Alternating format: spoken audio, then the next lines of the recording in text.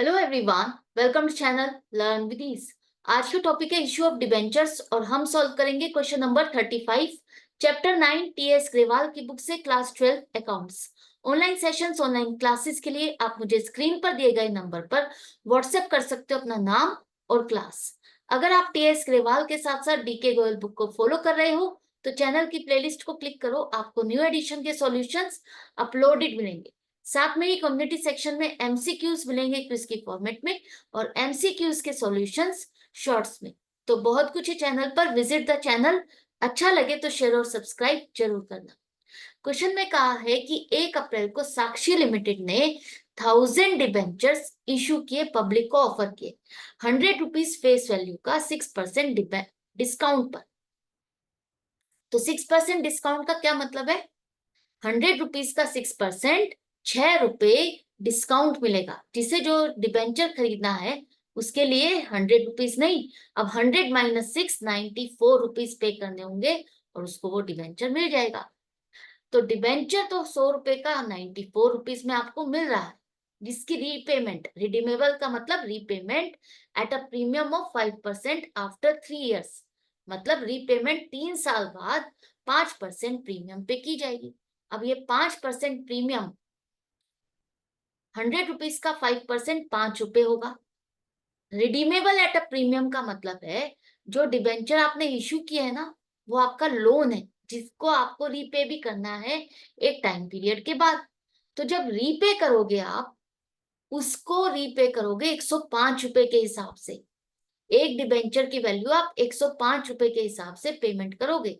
आप ले तो 94 रुपीज रहे हो और पेमेंट करोगे 105 रुपए के हिसाब से। तो इन सभी की जर्नल एंट्रीज क्या होगी, यही आपको बतानी है। तो सबसे पहले हमने डिबेंचर इशू किए, 1000 डिबेंचर्स इशू किए। मान के चलो कि इतनी ही आपको एप्लीकेशन भी आ गई, इतने डिबेंचर्स आपके लोग खरीदना भी चाहते हैं। 100 रुपीज का डिबेंचर अब आप बेच रहे हो 6% डिस्काउंट के ऊपर, मतलब 94 रुपीज के हिसाब से आपको 1000 डिबेंचर की एप्लीकेशन रिसीव हुई। 94,000 रुपीज हमारे बैंक में जमा हो गए। 94 कैसे आया, समझ में आ गया?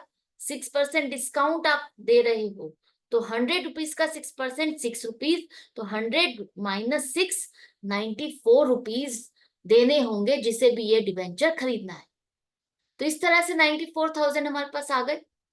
आप एक ही बार में पूरा पैसा डिमांड कर रहे हो, application, allotment, first call, second call, इस तरह से इंस्टॉलमेंट पर पैसा डिमांड नहीं कर रहे।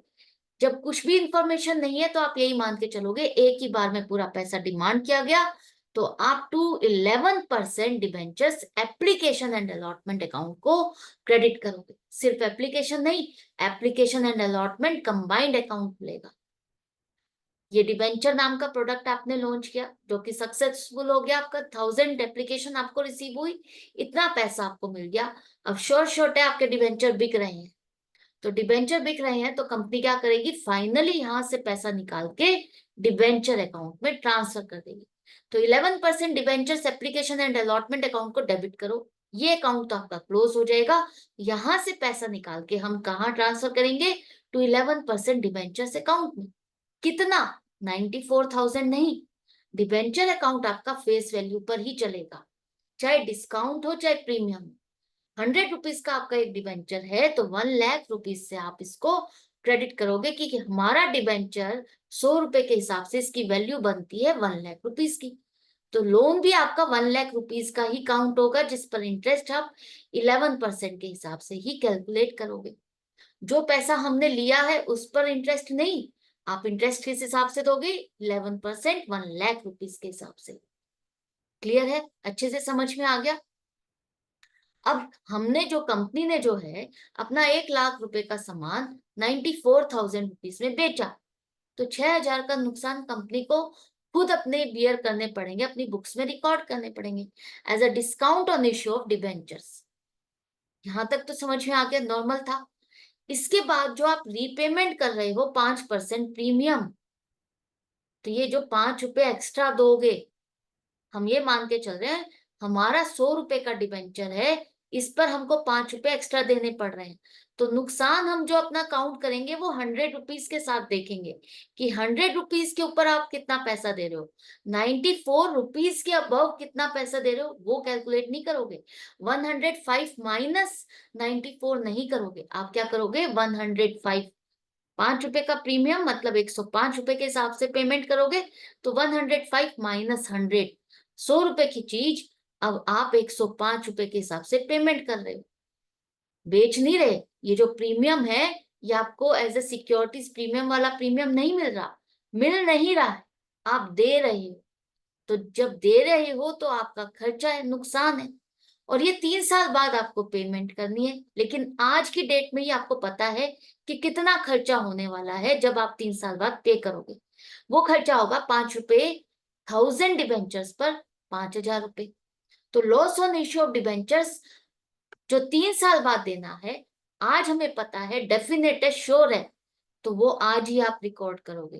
कन्वेंशन ऑफ कंजर्वेटिज्म के अकॉर्डिंग आपको खर्चा ये आज ही बुक करना है, बेशक 3 साल बाद देना है। जो भी खर्चे आपके डेफिनेट है, श्योर है, देना है, वो कैलकुलेट भी कर सकते हो, तो आज ही के डेट में बुक्स में रिकॉर्ड करोगे। इनकम के केस में जब इनकम एक्रू होती है, रियलाइज होती है, तभी हम बुक में रिकॉर्ड करते हैं, उससे पहले नहीं।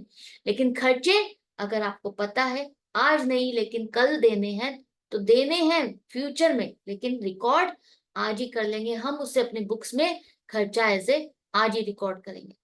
अब ये 5000 रुपए खर्चा तो आपने डाल लिया, लेकिन आज की डेट में आप जाकर के डिबेंचर होल्डर को पे नहीं कर दोगे, इसको पे करना है हमको 3 साल बाद। तो इसे हम बैलेंस शीट में दिखाएंगे, to premium on redemption of debentures 5000 rupees.